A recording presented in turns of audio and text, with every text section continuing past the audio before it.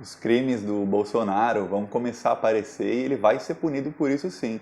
E quem vai falar dos crimes dele não somos nós, são os amigos do Bolsonaro, ou ex-amigos. Agora o Lobão, um ex-bolsonarista, fez denúncias graves contra o Bolsonaro, contra o filho dele, o Eduardo. Ele disse que o Eduardo Bolsonaro banca uma mansão para um senhor chamado Alan dos Santos.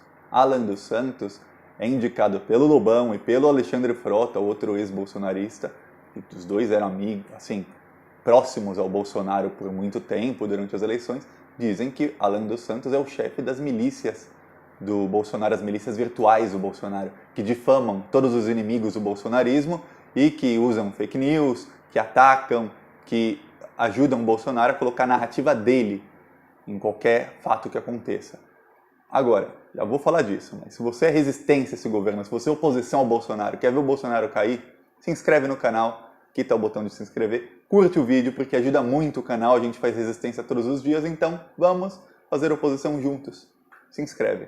Agora eu vou falar mais sobre isso. A denúncia do Lobão é que o Eduardo Bolsonaro paga para o Alan dos Santos uma mansão na Asa Sul de Brasília, no sul de Brasília. E eu vi pessoas que moram em Brasília dizendo que uma mansão ali não sai por menos de R$10.000 por mês. Agora a pergunta que tem que ser feita é, com que dinheiro que o Eduardo Bolsonaro paga uma mansão que custa mais ou menos R$10.000 por mês, ou no mínimo R$10.000 por mês, para um assessor, para um amigo do bolsonarismo? Com que dinheiro? Ele ganha R$33.000 por mês, tá? Um deputado ganha isso. Ele tem dinheiro, mas qual é o interesse dele em pagar tanto assim uma mansão para um amigo dele? O Alexandre Frota falou, faz 10 dias mais ou menos, que há uma mansão também no mesmo lugar da cidade, ele falou até o endereço aproximado, onde está o quartel-general das fake news do Bolsonaro, o escritório dos MAV, ele chama, Milícia Virtual dos Bolsonaros.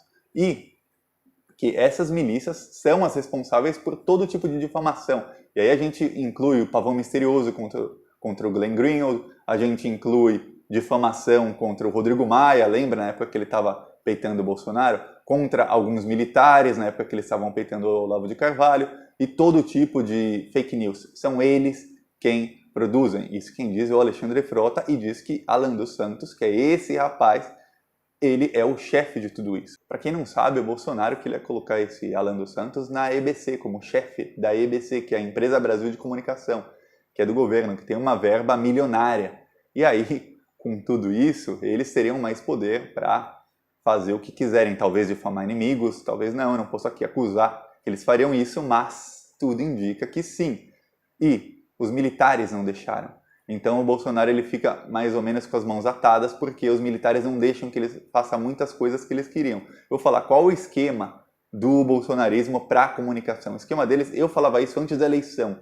Pena que não tinha um canal aqui, senão vocês iriam nos vídeos que eu falava isso antes da eleição. O Bolsonaro usa fake news.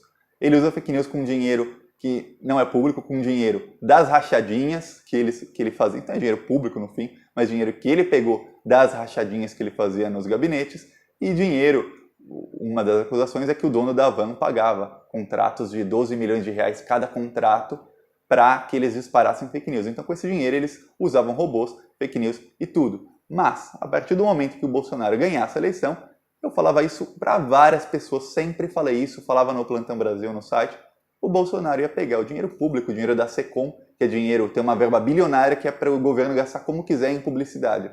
Geralmente, esse dinheiro ia para Globo, Record, SBT, rádios de todo o Brasil. Eu falava isso, o Bolsonaro vai pegar essa verba, vai dar para as redes de TV amigas dele, vai cortar de quem não aderia ao bolsonarismo, e é exatamente isso que ele está fazendo. Ele aumentou em 700% a verba da Record, da SBT, e ele vai pegar as verbas para gastar online, ele vai tirar dos maiores portais, que é onde os governos gastavam, e ele vai começar a colocar em blogs pequenos do bolsonarismo. Por quê? Para dar dinheiro para os amigos dele. É assim que ele pode dar milhões e milhões e milhões. Eu estou comprando comercial nesses blogs, nesses sites, nesses canais do YouTube, eu estou comprando comercial aqui, estou gastando, e ele pode fazer isso. Aí, mas você fala, mas ele vai fazer isso para roubar todo esse dinheiro da publicidade? Não só isso, ele fortalece, ele cria empresas de comunicação de bolsonaristas, empresas de comunicação que dependem dele, porque o dinheiro está vindo dessa fonte. Então, Assim, ele consegue crescer o apoio dele nas redes, ele consegue formar uma narrativa sobre o que quer que aconteça. Por exemplo, tem fogo na Amazônia, eles conseguem convencer o gado por alguns dias que não, o fogo começou na Bolívia. Aí foi provado que não começou na Bolívia. Aí eles conseguem convencer o gado que não, o fogo acontece sempre, todo ano, ó, esse ano não tá mais. Aí é provado, não, mas esse ano tá 80% a mais que nos outros anos, por isso que a fumaça chegou em São Paulo. Aí ele consegue convencer o gado que não. Então, eles usam isso para convencer o gado. O Bolsonaro tinha um projeto bem mais ambicioso, e quem coordena esse projeto é o Carlos Bolsonaro. Pode ver que quando começou a CPI das fake news, o Carlos Bolsonaro pediu licença de ser vereador na Câmara de Vereadores do Rio de Janeiro, e ele ficou com o pai uns dias no hospital e já está em Brasília. O que ele está fazendo em Brasília? Ele sabe que a CPI das fake news vai convocar o senhor Alan dos Santos, e se não for convocar, eu falo para o presidente da CPI das fake news, senhor Ângelo Coronel, a gente fala para ele, a gente vai e faz pressão nele, eu convoco esse senhor porque ele tem que explicar. Você é o senhor Alan dos Santos, você é o chefe de todas as milícias do Bolsonaro? É ou não é? Se mentir, vai preso. Mentiu na CPI, vai preso. O Alexandre Frota diz que é, o Danilo Gentili, outro ex-bolsonarista, também diz que é, e o Lobão também está dizendo que é, e os três dizem, ó, tem um lugar, isso também tem uma mansão, que é o quartel-general deles, que é o escritório das fake news. Agora, eu postei aqui, faz poucas semanas, um vídeo do Paulo Marinho, que foi um dos coordenadores da campanha do Bolsonaro, dizendo que até a época da eleição, o escritório das fake news era na casa dele, que ali saía tudo para a campanha, inclusive fake news. Ele fala numa entrevista na Globo, ele diz, saía fake news, saía tudo. Tudo que era bom eleitoralmente, a gente disparava e dane-se. Então, eles confessam que cometiam o crime das fake news. Eu confesso, tem a confissão. E nada acontece. Agora, a CPI das fake news vai apurar, vai convocar com certeza o senhor Paulo Marinho, tem que convocar o Alan dos Santos para explicar. Se mentirem, vão presos. Eu tenho certeza que o presidente da CPI das fake news vai prender, ele já falou que vai prender até o Flávio Bolsonaro se mentir, então eles vão colher as provas nas próximas semanas, nos próximos meses, e convocá-los todos para que eles falem a verdade e esclareçam isso tudo. O Alexandre Frota também fala sempre que de 2 gabinetes de deputados saem fake news. Eu imagino quem são esses 2, é um homem e uma mulher, mas eu não vou falar quem são. A dica, eles estão sempre puxando o saco do Bolsonaro. Se alguém der um chute no saco do Bolsonaro, quebra os dedos dele, porque eles estão puxando o saco do Bolsonaro 24 horas por dia. Mas eu não vou falar o nome. Se você acha que sabe quem é, comenta. Eu não vou falar o nome, porque eu não quero depois o processado por fake news sou eu. E agora fake news é crime, dá de 2 a 8 anos de prisão, fake news com fins eleitorais. Então, aí é que a CPI das fake news tem que investigar mesmo como é que está acontecendo isso, porque os fins são sempre eleitorais. Então, eles têm que ser presos. Se eles estiverem produzindo fake news e disseminando em massa, eles têm que ser presos. O jeito de acabar com isso é prender. Não tem outro jeito.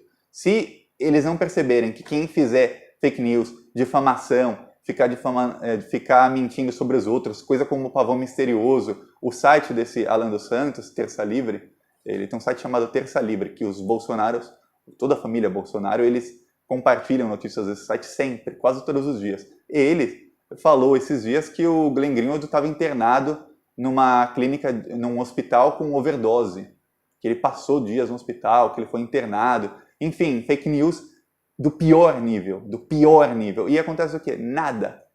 Eles não vão presos até agora. Agora é crime. O que tem que acontecer é um juiz chegar e falar assim, ó, você mentiu sobre o Glenn Greenwald porque ele está falando mal do Sérgio Moro, que é um político. E o Sérgio Moro não é mais juiz, ele é político, ele é ministro da Justiça, que pertence ao Bolsonaro. Isso tem fim eleitoral porque o Sérgio Moro e o Bolsonaro serão candidatos. O Sérgio Moro falou que quer ser candidato em 2022, não falou a quê, mas falou que é inevitável que ele seja candidato a alguma coisa. E o Bolsonaro já é pré-candidato em 2022. Então, qualquer notícia que difame alguém que está mostrando vazamentos sobre ele é uma notícia com fins eleitoreiros. Então, se o juiz entender assim, quem estiver produzindo fake news já pode ir preso. Então, a gente tem que esperar aqui e pressionar a CPI das fake news para convocar toda essa galera e pressionar para que o TSE também investigue, porque o fato de haver uma CPI investigando não quer dizer que a justiça também não possa investigar em paralelo. A CPI só existe porque o TSE barrou as investigações. O Jorge Mussi, que é o relator dos casos do Bolsonaro, ele barrou as investigações, ele não deixou que fosse investigado, o Ministério Público tentou. Então, a gente tem que pressionar. A foto do senhor Jorge Mussi devia estar em todos os lugares, o pessoal da esquerda devia estar colocando a foto deles em todos os lugares. Quando eu digo pessoal da esquerda, não digo só eu, você, não, digo as lideranças, o Haddad, que foi o mais prejudicado, porque ele perdeu a eleição, os assessores do Lula, os deputados do PT deviam estar colocando a foto desse ministro do TSE em todos os lugares, dizendo, ó, ele não está deixando investigar. Mas não fazem. A gente vê que a comunicação da esquerda é precária, é uma coisa do século passado. Eles aderiram à modernidade, às redes sociais, mas eles não sabem usar, eles completamente não sabem usar. Enquanto isso, o Bolsonaro, o vídeo exatamente falando disso, da estratégia deles, da comunicação, de criar grandes centros de comunicação de direita, de extrema direita. O Bolsonaro fez isso, a gente vê, é só ver os canais no YouTube de direita, de extrema direita, os sites que eles têm, esse próprio Terça Livre, a visitação deles, comparar com os de esquerda, você vê que o Bolsonaro foi muito bem sucedido nisso, em conseguir um sistema de comunicação. Ele consegue colocar o gado dele na direção que ele quer. A esquerda não consegue nem convencer a população de que a reforma da Previdência é ruim. Não conseguiu. 59%, um dia antes da reforma ser aprovada, achavam que a reforma era necessária. Perdemos. E outros ex-amigos do Bolsonaro, ex-bolsonaristas, também podem vir a fazer mais denúncias no futuro. Uma coisa, ontem o Major Olímpio falou que o PSL não é uma dinastia, que o Flávio Bolsonaro é uma vergonha para o partido, que ele tem que sair do PSL e tudo mais. O Major Olímpio, ele é o cúmplice do Bolsonaro nos negócios de Itaipu, naquela tentativa de corrupção de Itaipu de mais de 800 milhões de reais. É o Major Olímpio. E ontem descobriu-se que o Major Olímpio estava no Paraguai no dia D, que foi o dia que teve uma reunião no Paraguai, em que estavam os representantes da empresa ligada ao Bolsonaro e que estavam os representantes do governo paraguaio, onde acertaram a corrupção. E estava o suplente do Major Olímpio nessa reunião e o Major Olímpio estava no Paraguai. Ele disse que não estava na reunião, mas você estava no Paraguai justo nesse dia. Vou falar mais sobre isso no vídeo de amanhã ou depois. Gostou do vídeo? Curte, compartilha e se não for inscrito até agora, se inscreve no canal e vamos fazer oposição aqui sempre. Falou!